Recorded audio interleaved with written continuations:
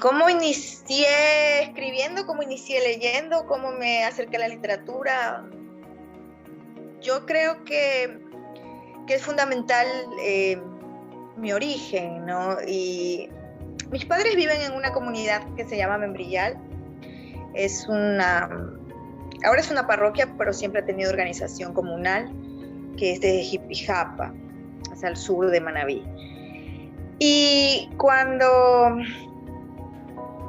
yo era una nena, mi mamá solía acunarme con muchos cuentos. Y esto es importante y justo lo he recordado mucho ahora en El amor escupido, que mi mamá cuando fue jovencita, ella salió del pueblo, o sea, del campo, se fue a Guayaquil a trabajar, como le ocurre a la mayoría de las personas que no tienen mayor escolaridad, ¿no? U otras oportunidades.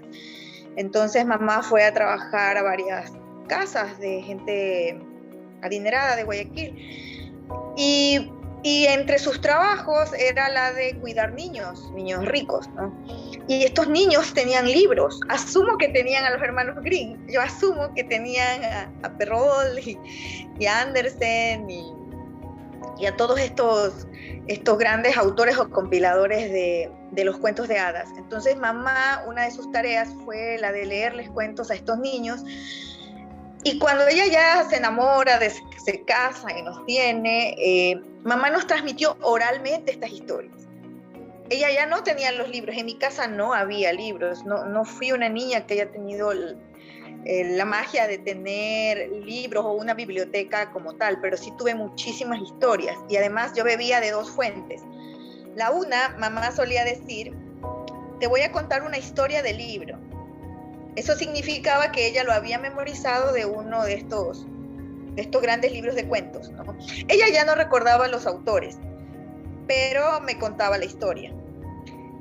Y luego decía, y esta que te voy a contar no es de libro, esta que te voy a contar me la contó tu abuelo o mi tío abuelo. Entonces significaba que ella me transmitía directamente de la tradición oral que le llegó a ella de su familia. Y los otros cuentos que también eran transmitidos oralmente para mí, pero venían ya de cuentos que habían sido publicados. Entonces, yo creo que por ahí viene como esa primera pasión por las historias. La otra cosa fue vivir en este pueblo. Hasta los 15 años y un poco, casi los 16, yo viví allí. Y vivir en Membrillal, para los que han ido alguna vez, es un pueblo que es como si estuvieras viviendo en el Macondo de Márquez y a ratos como en el Comala de Rulfo. Entonces, si bien yo no tuve libros físicos, sí tuve muchas historias y yo misma vivía dentro de una especie de relato. Y creo que por ahí viene también mi fascinación y mi obsesión o mi adicción a comprar libros también, tal vez por los que no tuve o por eso. Tengo una historia que a veces ya no la quiero contar porque siento que ya la desgasté de tanto que la he narrado en todos los espacios, pero probablemente haya gente aquí que no se la sabe y los que ya se la saben, pues disculpas. Una de las historias que a mí me tocó mucho, justo por tu pregunta, es que en Membrillal, en Jipijapa, hay una historia muy fuerte que es la de la lutona. Se dice que la lutona es un ser que adopta la forma de la madre de un niño o una niña, y que este ser se aparece ante un niño o una niña que está sola. Puede ser que esté sola caminando por el monte o puede ser que se haya quedado sola en su casa, poniéndolo en el contexto de antes, ¿no? De que la misma casa estaba en el monte, ¿no? O sea, ahora ya es más poblado, ya no es que estás tanto metida, ¿no? Pero en ese contexto se decía que cuando un niño estaba solo, se aparecía este ser con todas las características de la madre. O sea, no tenía este ser ninguna característica, o sea, ninguna cualidad que pudiera hacer que el niño diferencie que era una mamá falsa. Cuando digo todas las características, no solo eran físicas, sino tono de voz, todo, absolutamente era una copia de la madre. ¿Y qué pasaba? Este ente, así cuentan, ¿no? Este ente le da a los niños, a las niñas, una golosina, algo, y le dice, vamos, lo invita al monte. Poniendo también en el contexto de que los niños de antes hacíamos caso, o sea, antes tú querías o no querías, tenías que hacerle caso a tu mamá. Entonces, esta persona, este ente que adopta la forma de tu madre, te da un dulce y te dice algo así como un pan, así, mijita, vamos para el monte, acompáñame a ver algo. Y se dice que cuando ya se han adentrado en algún trillo, o sea, cuando ya estás lejos de alguien que te pueda auxiliar, este ser adopta su verdadera forma, que dicen que es horrible. Una característica es que tiene el cabello muy, muy, muy largo y que tiene unos colmillos así como de tiburón, unos dientes, que come niños y también come camarones. Entonces dicen que es muy difícil que un niño pueda regresar, escapar de ella cuando ya se lo ha llevado. Y que a veces la gente sabe que ella está cerca si en la medianoche de algún pueblo tú escuchas que alguien golpea las piedras en el río, te dice que está lavándose el cabello. ¿Y por qué yo digo que viví en esta historia? Porque mi familia, mi abuelo, que ya falleció, mi abuelo nos dejó, porque aún existen unas matas de bobo en una finca que estaba como a una media hora o 40 minutos a pie del pueblo. Y mi mamá solía hacer conservas, o sea, dulces, mermeladas de uvo, de ciruelos, o también de curtirlos con sal para venderlos a los niños de la escuela. Entonces, todas las tardes, o no sé, 2 o 3 veces por semana, mamá justamente me daba algún dulce y me decía, yo era la menor, entonces me decía, Dianita, mamita, princesa, yo qué sé, porque siempre me dijeron princesa, vamos a coger ovos, y me entregaba un tachito. Y para mí fue traumático porque todos los días que fuimos a recoger ovos, yo caminaba de la mano de mi madre sin saber si en realidad era mi madre o era la lutona. Y entre más nos adentrábamos al monte, yo la miraba, yo iba en esta tensión de ¿es mi madre o es la lutona? ¿Es mi madre? ¿No es mi madre? Para entonces yo ya había aprendido a rezar porque yo me sabía, mi mamá justamente era la catequista del pueblo y yo me había aprendido todas las oraciones a manera de mantra en las que yo pensaba que me iba a defender si este ser maligno adoptaba su forma. Entonces, cada vez que yo regresaba a la casa, para mí era una victoria, la victoria de haber regresado con vida y de que ese ser sí era mi mamá. Yo creo que la única vez que yo escribí algo romántico y no tenía pretensiones literarias algunas, creo que fue en el colegio. Ay, qué vergüenza, creo que fue el único acróstico de mi vida. Y yo he dicho que cuando muera, lo último me levanto de donde esté, si alguien me escribe un acróstico, no, por favor, soy enemiga. Con el nombre de un chico. Sí, y creo que fue la única vez que yo haya escrito algo con ese propósito, y creo que fue muy horrible. Y además también a propósito de los acrósticos, ¿por qué me dan risa, no? Porque justo cuando yo vivía en el pueblo ya podía identificar de algún modo cuando algo estaba medio cursi, aunque cuando uno se enamora inevitablemente es cursi. Recuerdo a una chica que se enamoró de un primo, y esta chica me compartió que le había hecho un acróstico, y este primo, más bien un primo de mi mamá, él tenía entre las letras de su nombre la X, y la chica le escribe un acróstico y yo decía, ¿qué le pondrá con la X? ¿No? Y entonces le puso Xeroscopia, le voy a sacar a tu corazón. O sea, y yo recuerdo que yo dije, no, eso no es para mí, aunque yo ya había escrito mi propio acróstico. Qué bueno que no tenía una X el chico. Terrible. Terrible. Entonces, creo que esa ha sido así como melosita, como melosita intencional. Creo que ha sido la única cosa que escribí, no tenía ninguna pretensión literaria, básicamente estaba ilusionada, ese primer amor. Eso. Yo inicié en el taller literario de Pedro Gil, Entonces, en el taller de Pedro, muchas cosas fueron saliendo a partir de ejercicios, de premisas que Pedro Gil nos enviaba. Entonces, por ejemplo, Pedro decía, recuerdo mucho un ejercicio que él decía, narra esta circunstancia, desde el mar soplaba un viento frío. Entonces Pedro decía, narra esta circunstancia sin utilizar ninguna de estas palabras, es decir, no podía estar el mar, ni el viento, ni el frío, pero la circunstancia que había que narrar y que de algún modo había que hacer, que había que pintárselo, o había que hacer que la persona que leyera eso pudiera percibir que desde el mar soplaba un viento frío. Entonces, siento que estas pautas, que estos ejercicios eran los que detonaban algo, ¿no? Y en mi caso iban detonando cosas que tal vez no resueltas, tal vez cargas emocionales, o detonar todo mi universo, ¿no? Por ejemplo, a propósito de esto, volví a recordar estos ejercicios contigo, justamente en el 2019 y en el 2020, con un taller de dramaturgia que hicimos con Aristides Vargas, ¿no? Entonces Aristides Vargas nos plantea, escriban a partir de un recuerdo de sus madres, por decirlo, ¿no? Y yo creo que ninguna tenía idea de lo que nos iba a terminar saliendo. Y a mí justo en este taller con Aristides me sale la historia de la Lutona. Narro yo un monólogo de la tensión emocional que para mí significaba ir de la mano de mi madre, totalmente yo viviendo en el terror. Entonces yo siento que los ejercicios que planteaba Pedro, estas pautas, servían para mí como detonantes, y entonces las cosas iban saliendo, pero nunca tuve un propósito, como decir, no, yo voy a escribir en contra del amor romántico. No. Para entonces también ya el amor me había dado algunas bofetadas, entonces uno escribe de lo que carga dentro, de lo que lleva a cuestas.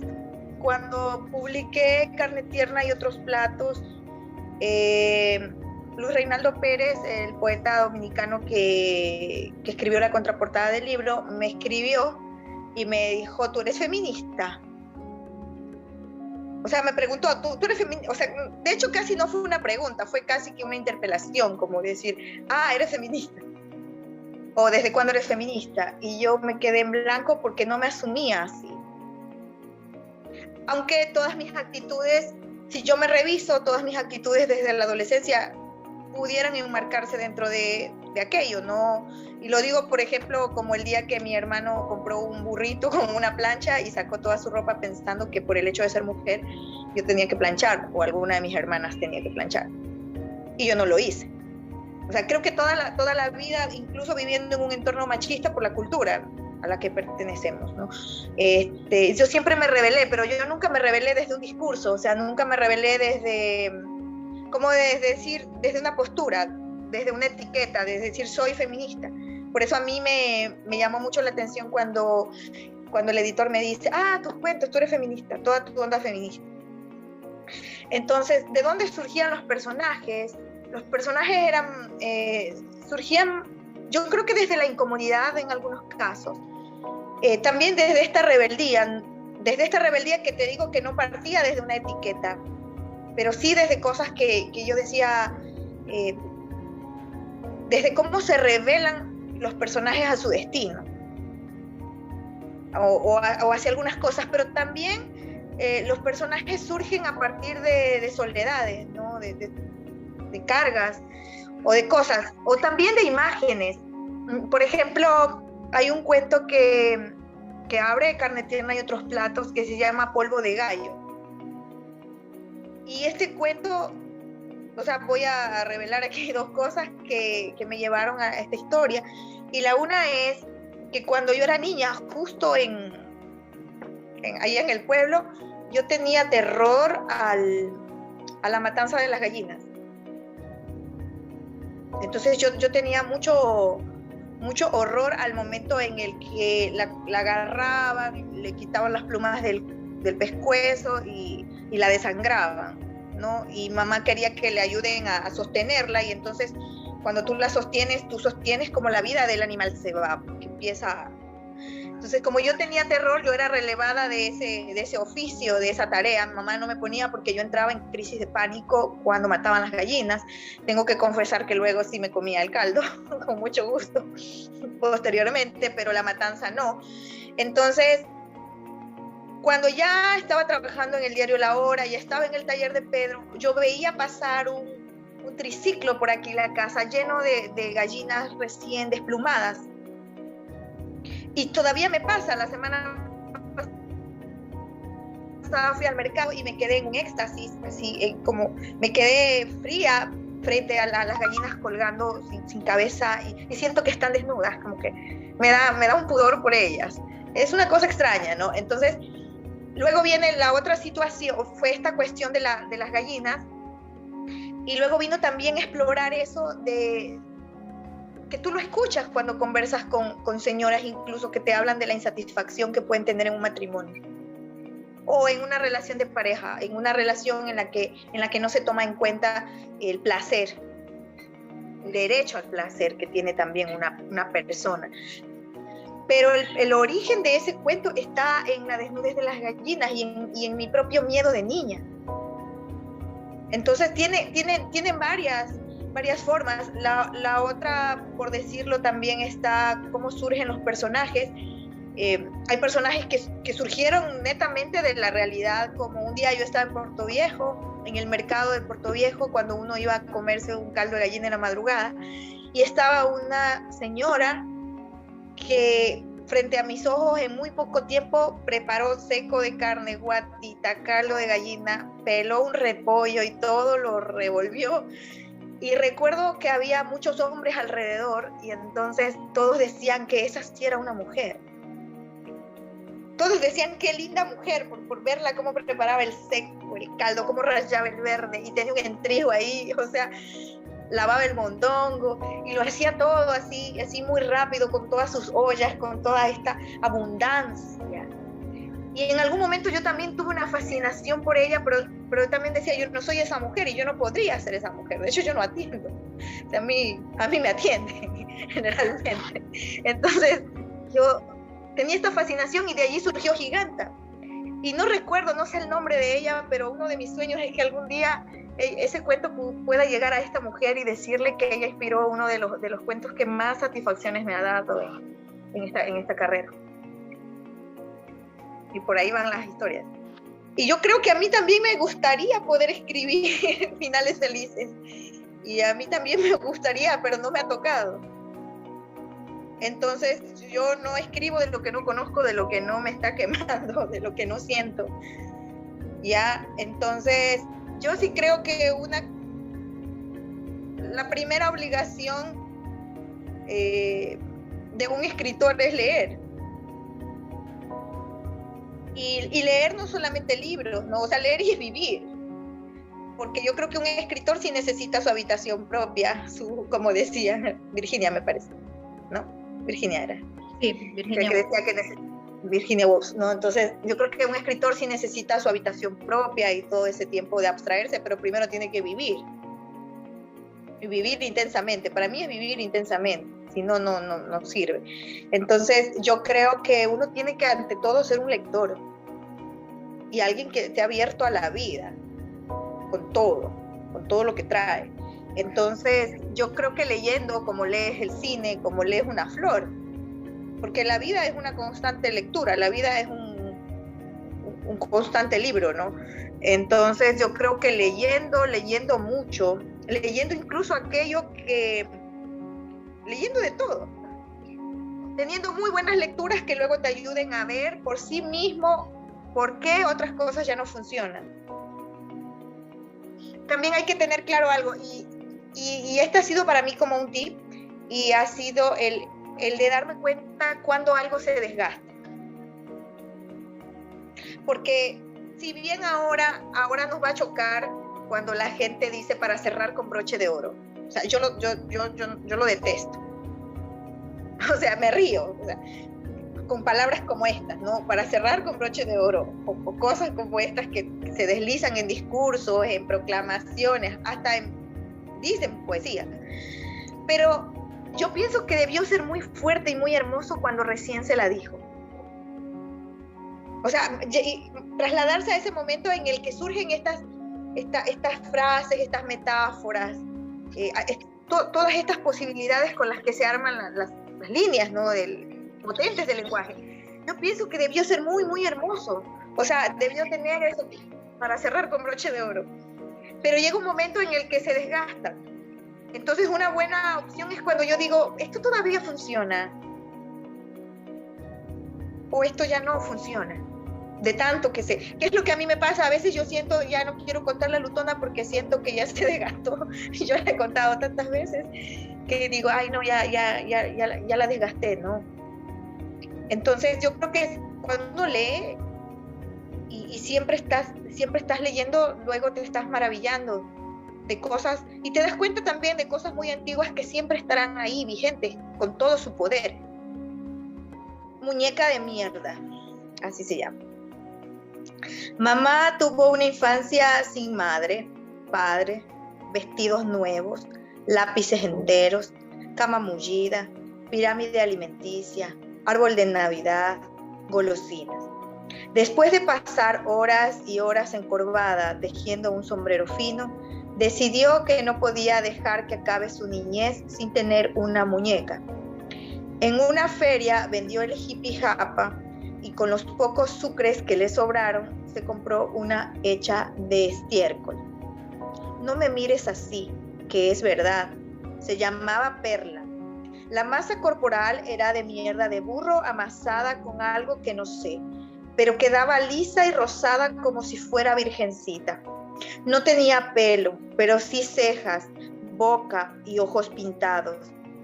Una compañera de la escuela que sí tenía papá, mamá, muñeca y todo lo que yo no, me pidió cargarla un ratito. Orgullosa la puse en sus brazos con mucho cuidado. Ella la tiró al estanque y se me desintegró en el rescate. Cada vez que mamá cuenta esta historia, 2 niñas se ahogan en la sal de sus ojos café.